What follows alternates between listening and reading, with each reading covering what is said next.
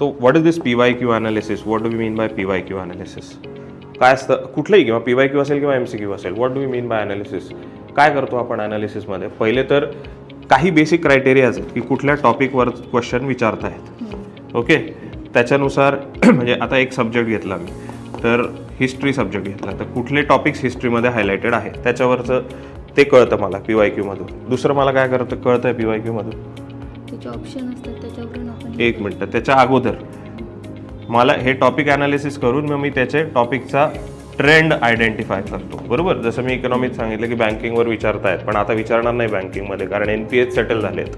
बरोबर, मग आता बँकिंगमध्ये विचारण्याची शक्यता कमी आहे. राईट, सो हा ट्रेंड ॲनालिसिस होतो PYQ वरून. ठीक आहे, आणि मग त्या क्वेश्चनचा तुम्हाला काय म्हणू शकतो की त्या क्वेश्चनचं कॅरेक्टरिस्टिक कसं आहे किंवा त्या क्वेश्चनचं नेचर कसं आहे.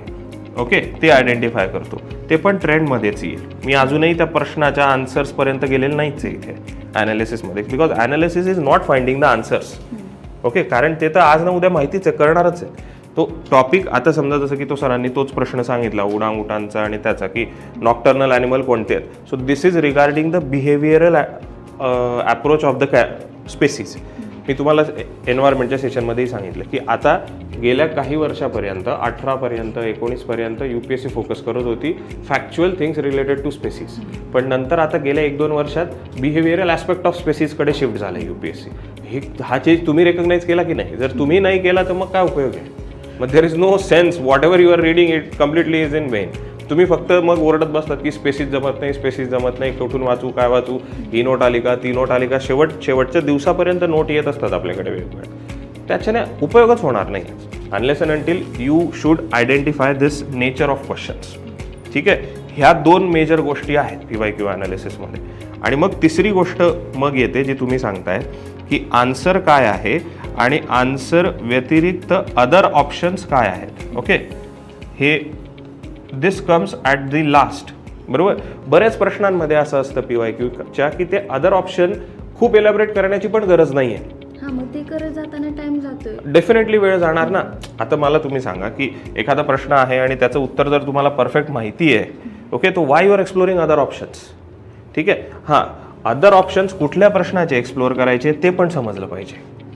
माझ्या मते कन्सेप्च्युअल प्रश्नांचे अदर ऑप्शन्स एक्सप्लोर करण्याची गरज नाही. ठीक आहे, फॅक्च्युअल प्रश्नांचे अदर ऑप्शन्स एक्सप्लोर करा as far as economy and environment goes. बाकीचं सर सांगतील समजा.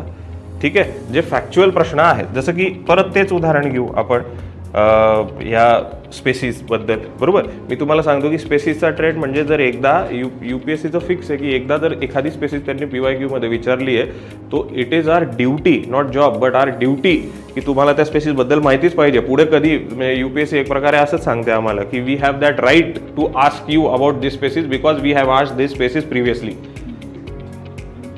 मग हे झालं ना, मग तेव्हा अदर ऑप्शन म्हणजे मलाबार सिवेट किवेट काय ते आता जर विचारलंय तर ते करून ठेवा. ते यावर्षीच्या उत्तरात असलं काय नसलं काय, कारण ते पुढच्या वर्षी they have a right to ask on that topic. पण हे पण प्रश्न कळले पाहिजे ना मग, की कुठल्या प्रश्नांचं पुढच्या वर्षी विचारू शकतात. Again this goes to the trend only. बरोबर, 100च्या 100 प्रश्नांचे सगळेच्या सगळे अदर ऑप्शन एक्सप्लोर करायचे. आणि ते काय आम्ही म्हणतो PYQ रिसर्च मेथडॉलॉजी, किंवा कोणी त्याला रिव्हर्स इंजिनिअरिंग म्हणतं, किंवा कोणी काय काय फॅन्सी नावं देत बसतात.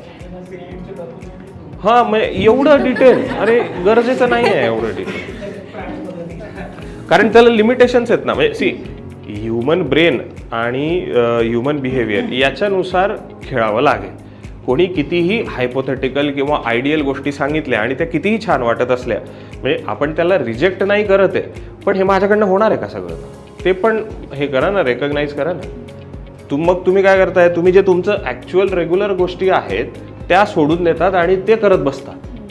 की बाबा आता जशी जशी जवळ परीक्षा येते तसं रेग्युलर सोर्सेस जे मी हायलाईट अंडरलाईन केले, 10 वेळा रिवाईज केली, त्याच्यातून माझ्या स्वतःच्या शॉर्ट नोट्स काढल्या आहेत, करंट अफेअर्स अपडेट केले, ते सगळं बाजूला ठेवा आणि आता हे PYQ अनालिसिस घ्या. कारण all it boils down to PYQ असं तर day 1 पासून म्हणताय.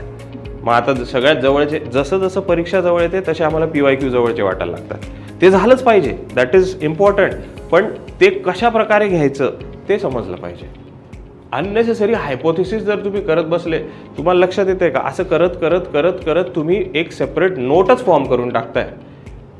आणि तो किती वेळ जातोय त्याच्यात. मग इतके 4 महिने केलं तो एक पार्ट, आणि आता सडनली या एका महिन्यात तुम्ही जी शिफ्ट केली आहे तो एक पार्ट. मग कशाची रिव्हिजन करायची शेवटच्या महिन्यात तुम्ही कन्फ्युज. हे का करायचं आहे ना. What ever you have do it. त्याच्यावरचं काही आलं तर चुकणार नाही, हा अप्रोच असला पाहिजे. जे मी केलंय ते परफेक्ट जमतंय. ओके.